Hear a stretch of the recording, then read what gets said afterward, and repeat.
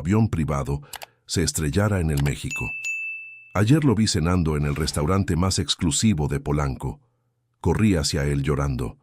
Me miró con frialdad y llamó a seguridad. Lo que descubrí después me heló la sangre. Mi propio hijo había sido su cómplice desde el principio.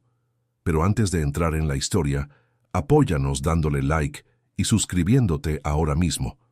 También quiero saludarlos. Déjenme en los comentarios su nombre, su ciudad, ideas. Gracias.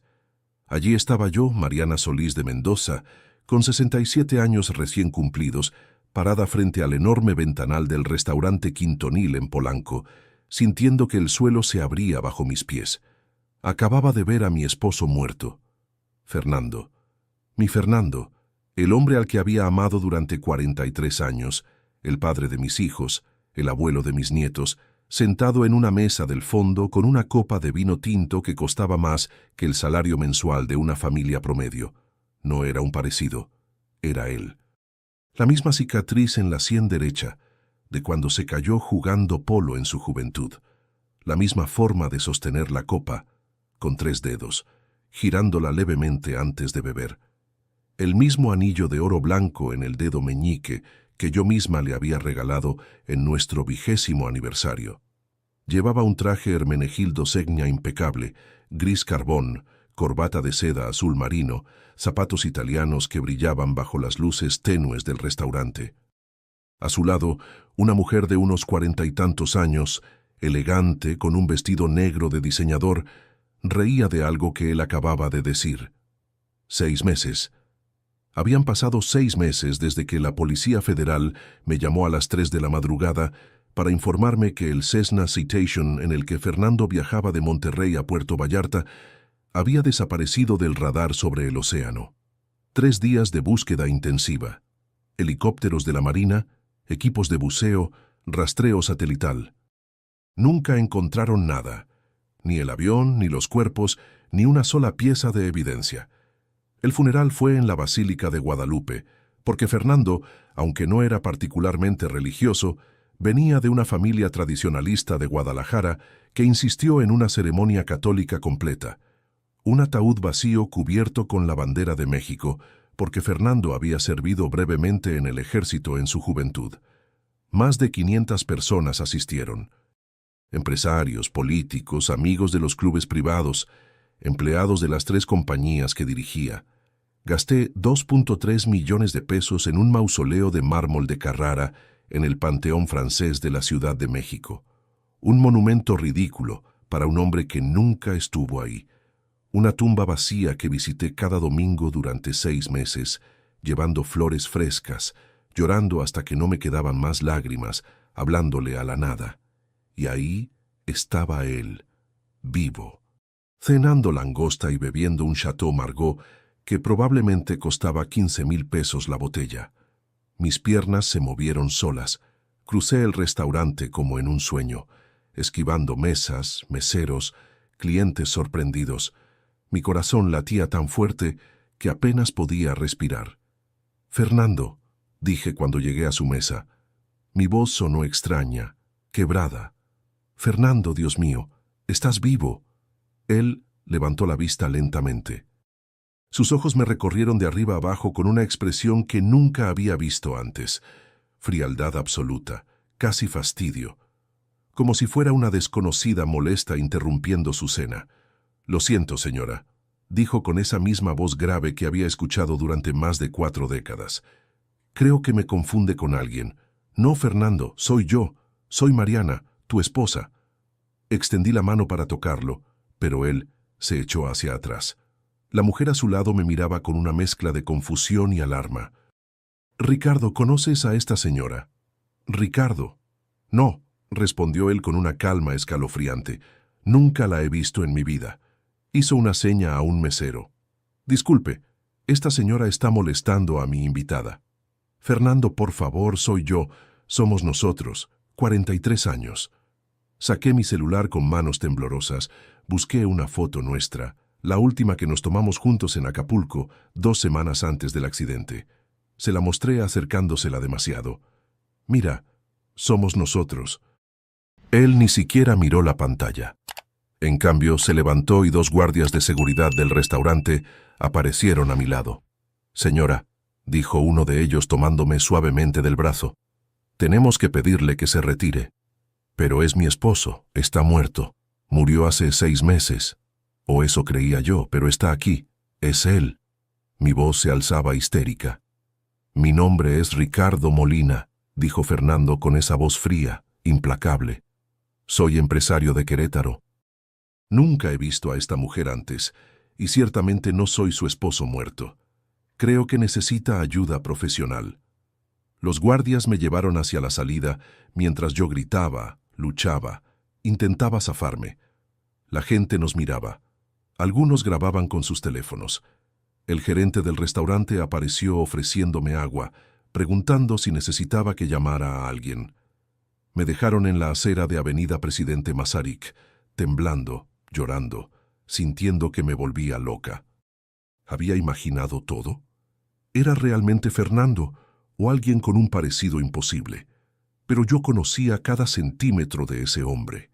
La cicatriz, el anillo, la forma de sostener la copa, la pequeña mancha de nacimiento en su cuello que solo yo conocía, porque solo yo había estado tan cerca. No estaba loca, era él, y acababa de fingir no conocerme. Me subí a mi Mercedes, el que Fernando me había comprado 3 años antes, y conduje a casa en estado de shock. La casa en Bosques de las Lomas, esa mansión de 3 pisos con alberca infinita y jardín que parecía un parque, donde ahora vivía completamente sola después de que nuestros 3 hijos formaran sus propias familias. Me senté en el estudio de Fernando, rodeada de sus cosas, sus libros, sus trofeos de golf, su escritorio de caoba brasileña. Y entonces una pregunta atravesó mi mente como un cuchillo helado. Si Fernando está vivo, ¿qué demonios pasó en ese avión? Amigos, cada historia que les cuento sale todos los días, pero YouTube solo se las mostrará si tocan el botón rojo de suscribirse. Toquen suscribirse, activen la campanita y nunca se perderán una historia. Gracias. Me quedé despierta toda la noche en el estudio de Fernando. Saqué cada álbum de fotos, cada documento, cada recuerdo de nuestros 43 años juntos. Fernando Mendoza Villarreal, hijo de una familia de empresarios de Guadalajara, heredero de un imperio de maquiladoras textiles que él mismo había expandido hasta convertirlo en 3 compañías valoradas en más de 200 millones de pesos. Nos conocimos en 1980. Yo tenía 24 años y trabajaba como diseñadora de modas en una pequeña boutique del centro de la Ciudad de México.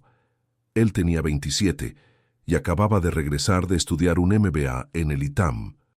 Me vio en una fiesta en Coyoacán. Se acercó con esa confianza que solo tienen los hombres que han crecido con dinero y me dijo que algún día me iba a casar con él. No le creí.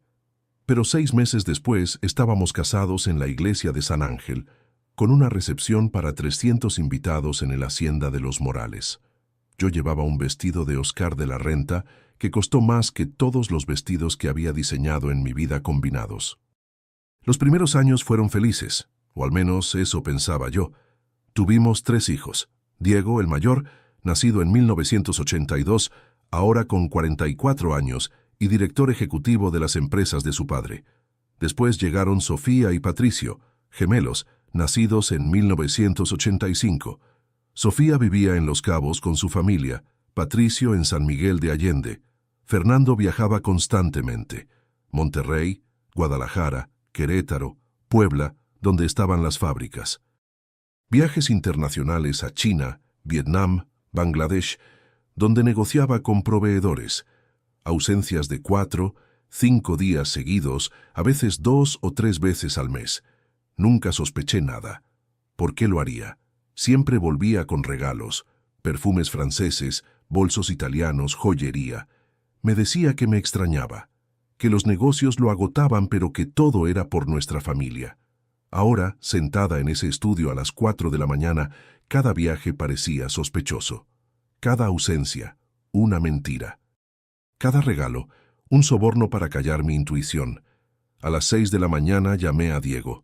contestó con la voz pastosa de sueño. Mamá, son las 6. ¿Pasó algo? Necesito que vengas a la casa. Ahora. Ahora tengo una junta a las 9. Diego. Mi voz salió firme, cargada de una autoridad que mi hijo rara vez escuchaba de mí. Tu padre está vivo. Lo vi anoche. Ven ahora. Silencio al otro lado. Un silencio demasiado largo. Mamá, ¿has tomado tus medicamentos? Sabes que el duelo te está afectando. El psiquiatra dijo, vi a tu padre cenando en Quintonil, vivo, con otra mujer, llamándose Ricardo Molina. Otro silencio, este aún más pesado. Quédate ahí, voy para allá.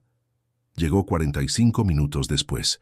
Entró con su traje de ejecutivo, el pelo perfectamente peinado hacia atrás, esos lentes de diseñador que le daban un aire de autoridad. Se parecía tanto a su padre que me dolió mirarlo. Le mostré todo. Las fotos que había logrado tomar con mi celular desde la acera, cuando finalmente me calmé lo suficiente para pensar con claridad. Fotos borrosas de Fernando saliendo del restaurante, subiendo a un BMW Serie 7 negro con placas de Querétaro. Diego las miró en silencio, haciendo zoom, estudiando cada detalle. Su expresión empezó a cambiar, de preocupación por mi salud mental a algo diferente, algo que no supe identificar, pero que me hizo sentir un escalofrío. Mamá, dijo finalmente devolviéndome el celular. Sí se parece mucho a papá, pero hay gente que se parece. He visto casos. Diego no es un parecido, es él. La cicatriz en la sien, el anillo que le regalé, la forma de sostener la copa, hasta la forma de sonreír torcido hacia el lado izquierdo. Se pasó una mano por la cara, cansado. Mamá, enterramos a papá. Bueno, no enterramos un cuerpo, pero hubo un accidente. La Policía Federal confirmó que el avión cayó. Los investigadores... ¿Viste el avión? ¿Viste restos? ¿Viste un solo pedazo de evidencia física? Diego desvió la mirada. Nadie vio nada, continué. Porque no había nada que ver. El avión desapareció en el océano sin dejar rastro, ni siquiera una mancha de aceite. ¿No te pareció sospechoso? Las corrientes del Pacífico son fuertes. Los investigadores dijeron que los restos podrían haber sido arrastrados kilómetros mar adentro. Me levanté, caminé hacia él. Llévame a donde vive. Ese BMW tenía placas de Querétaro. Podemos rastrearlo. Mamá, esto es una locura. No puedes simplemente invadir la vida de un extraño porque se parece a papá. ¿Así que crees que es un extraño? Dudó demasiado tiempo antes de responder, y en esa duda lo supe. Lo supe con cada fibra de mi ser. Diego, dije con una calma que no sentía. ¿Qué me estás ocultando? Nada, mamá. Solo estoy preocupado por ti. Has estado frágil. El duelo ha sido difícil. Diego Antonio Mendoza Solís. Usé su nombre completo, como cuando era niño y se metía en problemas. ¿Está vivo tu padre? Sus ojos se llenaron de lágrimas, pero no respondió. Y en ese silencio terrible, mientras el sol de la mañana entraba por los ventanales del estudio, entendí que mi propio hijo sabía la verdad, que quizás siempre lo había sabido. ¿Desde cuándo?, susurré. Diego cerró los ojos. Las lágrimas corrían por su rostro. Mamá, yo... ¿Desde cuándo? Desde el principio, dijo finalmente, y su voz salió rota. Desde antes del accidente. Yo ayudé a organizarlo. El mundo se detuvo. Mi hijo acababa de confesarme que había ayudado a su padre a fingir su propia muerte, que los 6 meses de luto, las lágrimas, el mausoleo de 2.3 millones de pesos, todo había sido una farsa, y él lo sabía. Me senté lentamente en el sillón de cuero, sintiendo que las piernas no me sostenían. Cuéntamelo todo, dije con una voz que no reconocí como mía. Cada detalle, ahora. Diego se derrumbó en la silla frente a mí, cubriéndose la cara con las manos. Hace 2 años papá vino a verme. Dijo que tenía otra vida, otra familia que había mantenido en secreto durante más de 20 años. Una mujer en Querétaro, hijos con ella, una empresa paralela. Lo confronté. Le dije que tenía que contarte la verdad, que no podía seguir mintiéndote. Me reí, una risa sin humor, amarga. ¡Qué hijo tan noble! Él dijo que si pedía el divorcio, tú te llevarías la mitad de todo. Las empresas, las propiedades, los ahorros. Habló con abogados. Bajo el régimen de gananciales mexicano, después de 43 años de matrimonio, tenías derecho a la mitad de un patrimonio valuado en más de 200 millones de pesos. 100 millones de pesos. Mi vida, mi trabajo, mi sacrificio de 43 años valían 100 millones de pesos que él no quería compartir. Así que planeó su muerte. Completé la frase. Diego asintió miserablemente. Conocía a un piloto, Jorge Ramírez, que tenía cáncer terminal. Fase 4. Le quedaban semanas de vida. Sin familia, sin nadie. Papá le ofreció 5 millones de pesos para su sobrina que vivía en Tijuana y nunca lo visitaba. El dinero se transferiría después de que muriera. Sentí náuseas. Compraron un cuerpo. El tipo se iba a morir de todas formas, mamá. Aceptó. Dijo que al menos su sobrina tendría una vida mejor. ¿Y el accidente? Diego respiró hondo. Papá voló el avión ese día como siempre hacía. Pero antes de despegar en Monterrey, Jorge subió al avión con su documentación. Papá activó el transpondedor del avión para que mostrara una ruta hacia Puerto Vallarta, pero en realidad aterrizó en una pista privada en un rancho cerca de Querétaro. Jorge siguió solo en el avión con el piloto automático programado. El avión se quedó sin combustible sobre el océano y cayó. Jorge murió en el impacto. Dios mío, me llevé las manos a la boca. Asesinaron a un hombre enfermo. No fue asesinato. Él estaba muriendo, aceptó hacerlo. Quería que su familia tuviera dinero. Lo que ustedes quisieron, Diego. Asesinato es asesinato. No importa cuánto tiempo de vida le quedara a la víctima.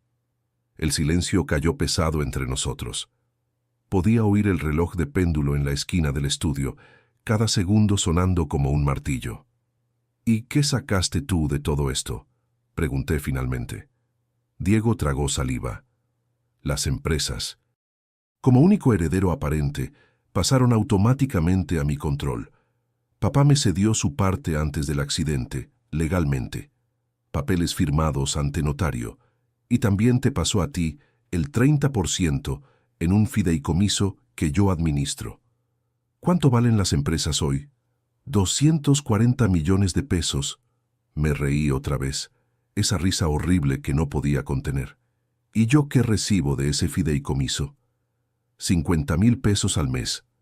50,000 pesos, menos de lo que gasto en el mantenimiento de la casa. Menos de lo que costaba una sola cena en los restaurantes donde Fernando se movía. Mientras mi hijo se quedaba con empresas valuadas en casi 250 millones de pesos. ¿Y tu padre? Escupí la palabra padre como si fuera veneno. ¿Qué se llevó él?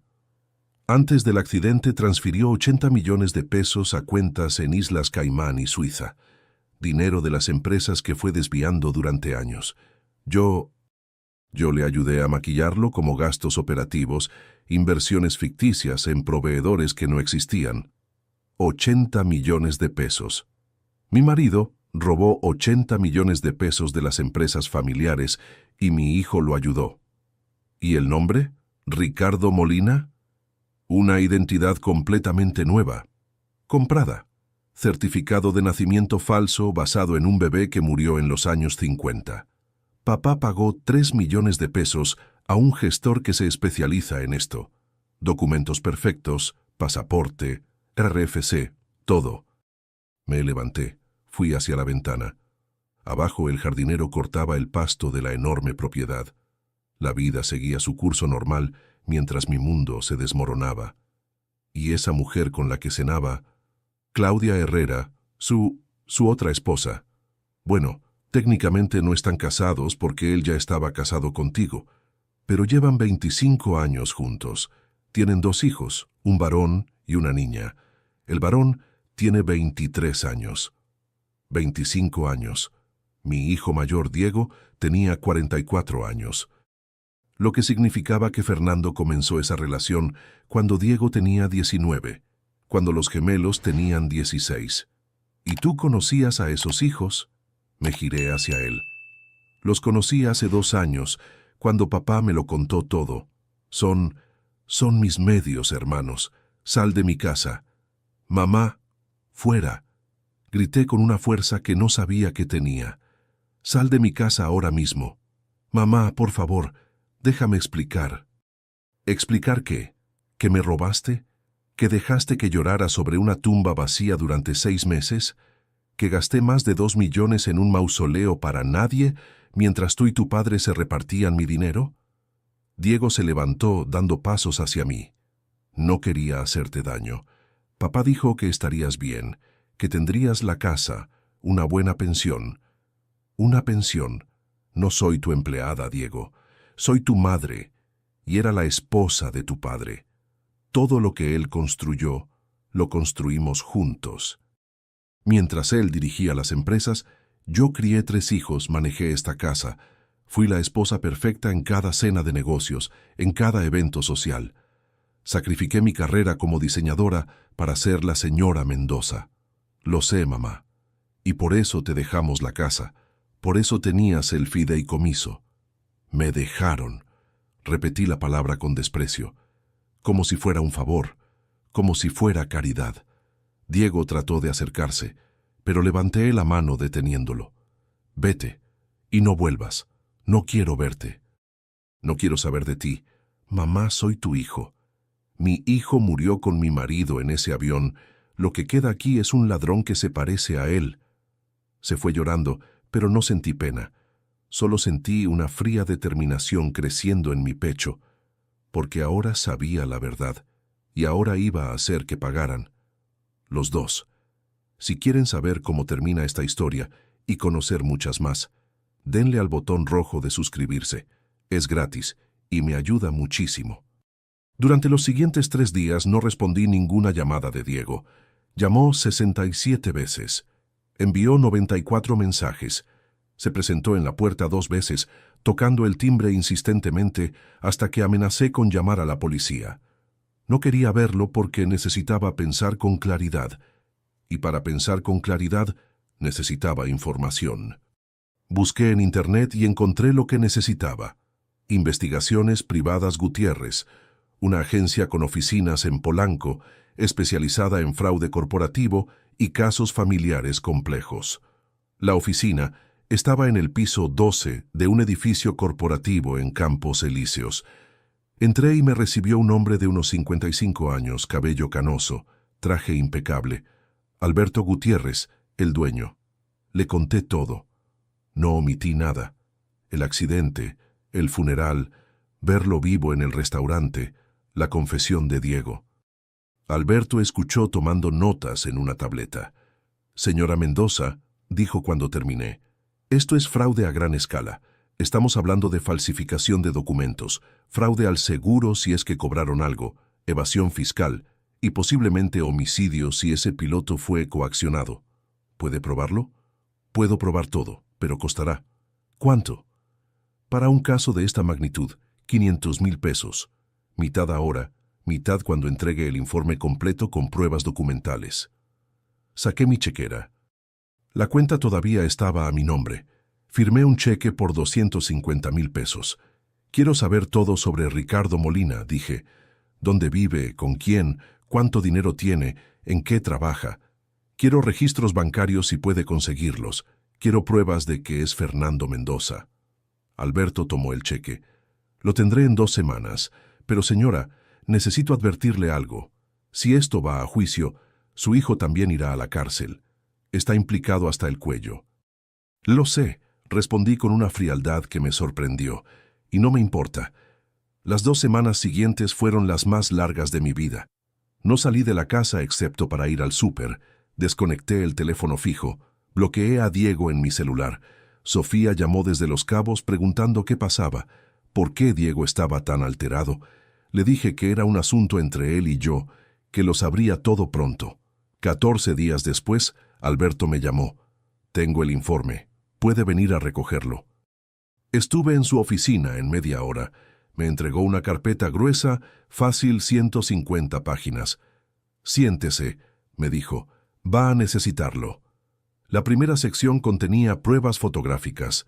Fernando, o Ricardo Molina, como se hacía llamar, vivía en una casa en Juriquilla, un desarrollo residencial de lujo en Querétaro. Casa valorada en 18 millones de pesos, registrada a nombre de Claudia Herrera, comprada hace 22 años. Trabajaba como consultor independiente para varias empresas textiles en Querétaro y Guanajuato. Pero Alberto había descubierto que esas empresas eran en realidad proveedores fantasma de las mismas empresas Mendoza. Fernando se pagaba a sí mismo como consultor usando dinero de las empresas que supuestamente había dejado atrás. «Mire esto», dijo Alberto pasando a la siguiente sección. Extractos bancarios, cuentas en Islas Caimán, Suiza, Panamá. Los 80 millones que Diego mencionó estaban ahí, distribuidos estratégicamente. Pero había más, mucho más. Su esposo transfirió 127 millones de pesos en total, explicó Alberto. No solo 80. Los otros 47 millones fueron desviados a través de esquemas de facturas falsas que su hijo autorizó en los últimos 5 años. 127 millones de pesos. Bajo el régimen de gananciales, 63.5 millones eran legalmente míos. Hay más, continuó Alberto, el seguro de vida. Su esposo tenía una póliza de 50 millones de pesos con usted como beneficiaria. ¿Cobró ese seguro? Sí, respondí. Diego gestionó todo. Dijo que lo depositó en mi fideicomiso. Alberto negó con la cabeza. Esos 50 millones nunca llegaron a su fideicomiso. Fueron transferidos a una cuenta offshore controlada por Diego 2 días después de que la aseguradora pagó. Mi propio hijo robó el seguro de vida de su padre, 50 millones de pesos que eran legalmente míos. Esto es fraude al seguro, dijo Alberto. Un delito federal grave. Esto solo puede darle entre 10 y 15 años de prisión. ¿Y Fernando? Su esposo enfrenta cargos por falsificación de identidad, fraude fiscal, evasión y posiblemente homicidio culposo por la muerte del piloto si la fiscalía decide que hubo coacción. Estamos hablando de 20 años de cárcel, quizás más. 20 años. Fernando tendría casi 90 cuando saliera, si es que salía vivo. ¿Qué necesito hacer?, pregunté. Alberto me entregó una tarjeta. Esta es Fernanda Ramírez, la mejor abogada especialista en derecho familiar y fraude de la Ciudad de México. Le he enviado todo el expediente. Ella la está esperando mañana a las 10 a.m. Esa noche no dormí. Releí cada página del informe.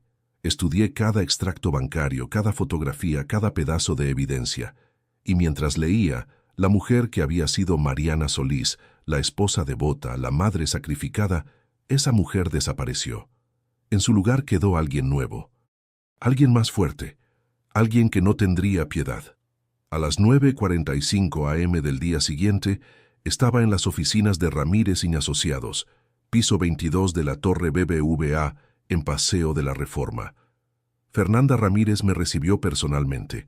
Una mujer de unos 45 años, pelo corto, traje sastre negro, mirada inteligente y directa. «Señora Mendoza», me extendió la mano. «Alberto me ha puesto al día. Tenemos un caso muy sólido». Nos sentamos. Ella abrió una carpeta idéntica a la que me había dado Alberto.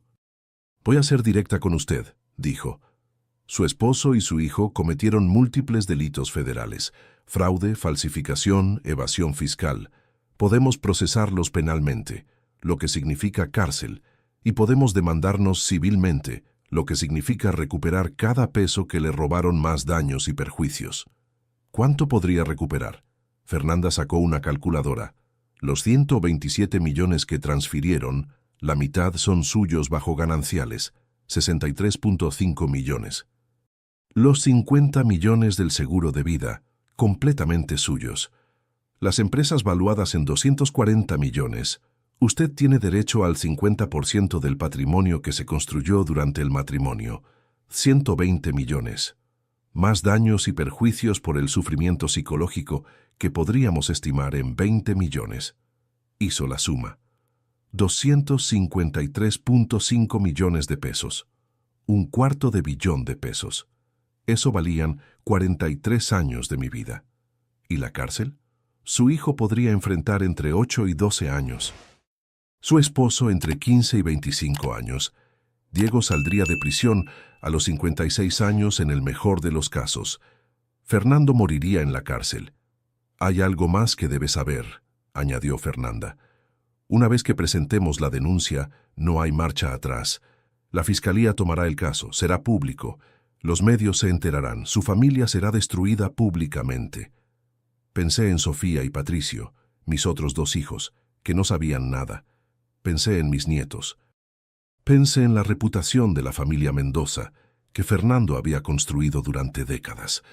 Y luego pensé en los 6 meses llorando sobre una tumba vacía, en los 2.3 millones gastados en un mausoleo para nadie, en las 50,000 pesos mensuales que me daban como limosna, en la traición de mi esposo y mi hijo.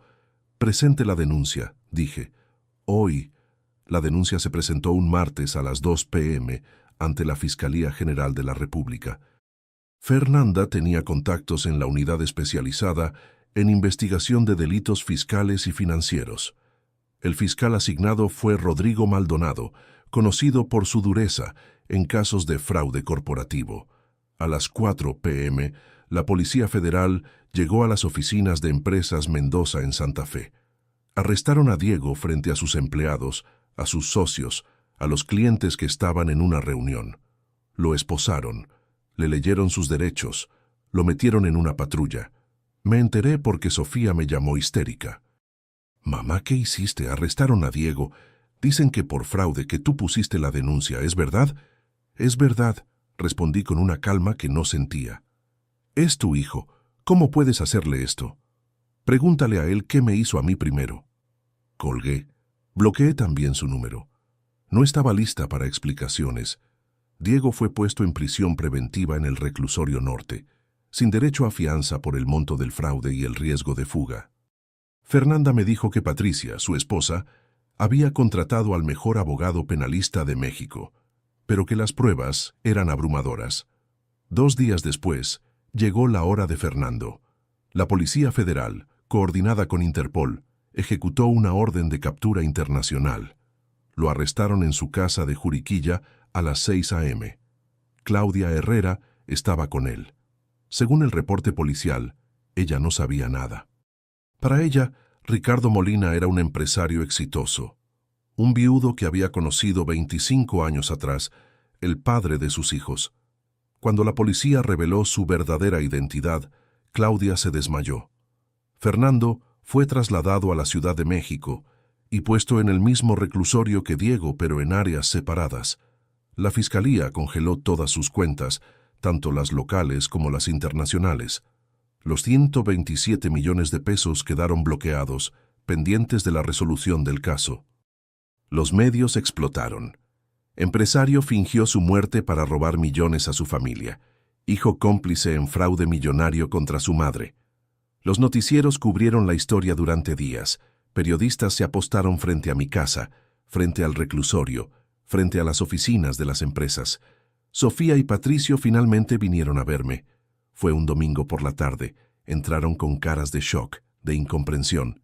«Mamá», dijo Patricio, «necesitamos entender qué pasó». Les conté todo. Desde el principio, el restaurante, la confesión de Diego, la investigación privada, las pruebas. No omití nada. Cuando terminé, Sofía estaba llorando. Todo este tiempo, papá estaba vivo, y Diego lo sabía, y nos mintieron a todos. «¿Por qué no nos dijiste antes de denunciarlos?», preguntó Patricio. «Podríamos haber hablado, buscado una solución familiar». «¿Una solución?», repetí. «¿Cómo qué? ¿Dejar que siguieran robándome? ¿Fingir que no pasó nada?» «Son familia», dijo Sofía. «Diego es tu hijo. Mis hijos van a crecer sabiendo que su abuelo está en la cárcel. Tu padre fingió su muerte y me robó más de 100 millones de pesos. Tu hermano fue su cómplice y robó otros 50 millones. Y yo debería quedarse callada por ¿La familia? Patricio se pasó las manos por el pelo, frustrado. Entiendo tu enojo, mamá, pero esto nos afecta a todos. Las empresas están en caos, los empleados tienen miedo, los proveedores están cortando crédito. Todo el imperio que papá construyó se está derrumbando. Que se derrumbe, respondí con una frialdad que los hizo retroceder.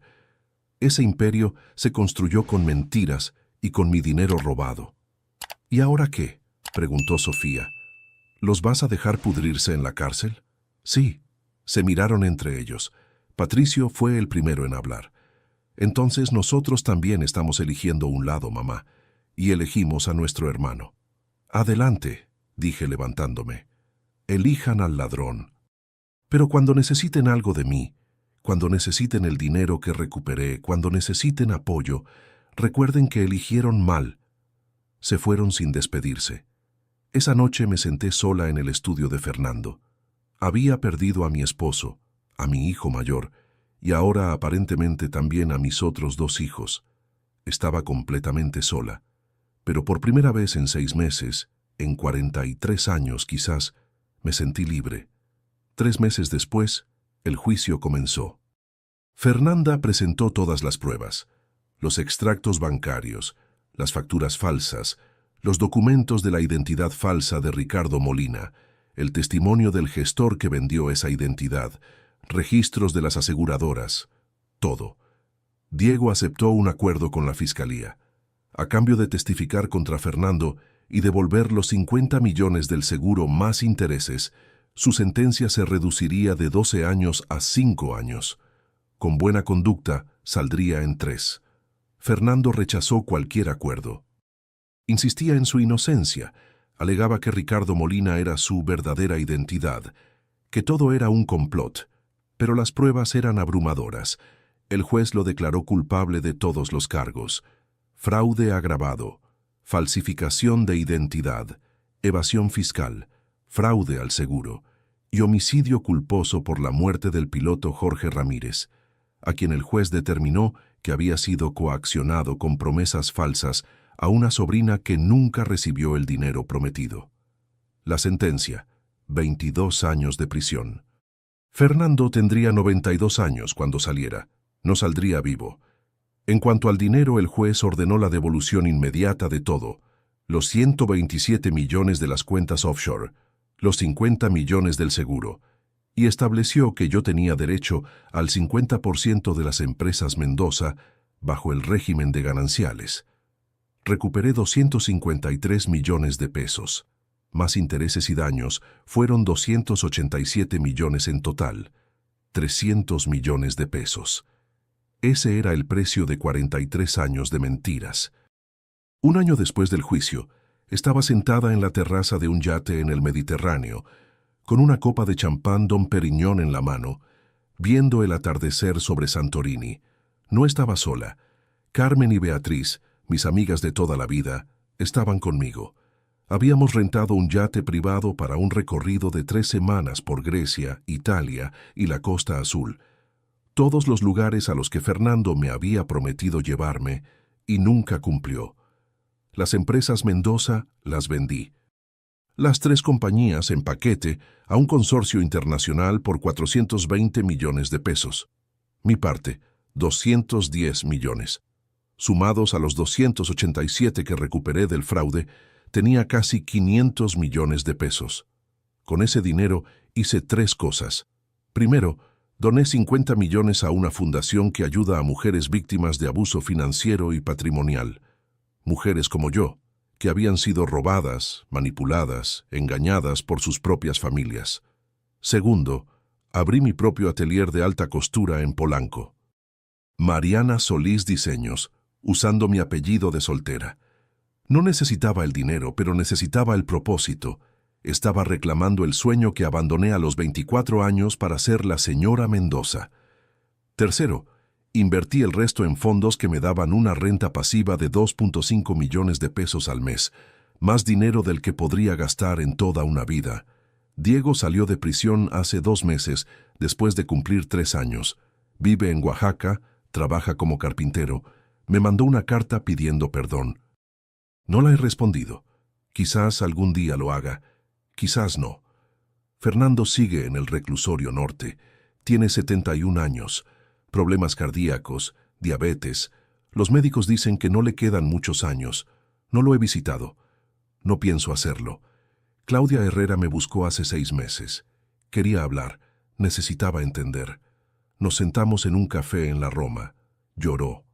Me contó que sus 25 años con Ricardo fueron una mentira, que sus hijos están destrozados, que ella también perdió todo. No sentí odio hacia ella. Ella también fue víctima. Le ofrecí ayuda para sus hijos, para su educación. Rechazó con orgullo, pero cuando nos despedimos, nos abrazamos. 2 mujeres destruidas por el mismo mentiroso. Sofía y Patricio finalmente entendieron. Después de que Diego salió y les contó toda la verdad sin filtros, vinieron a pedirme perdón. Les dije que no había nada que perdonar, que solo habían defendido a su hermano por ignorancia. Ahora nos vemos una vez al mes.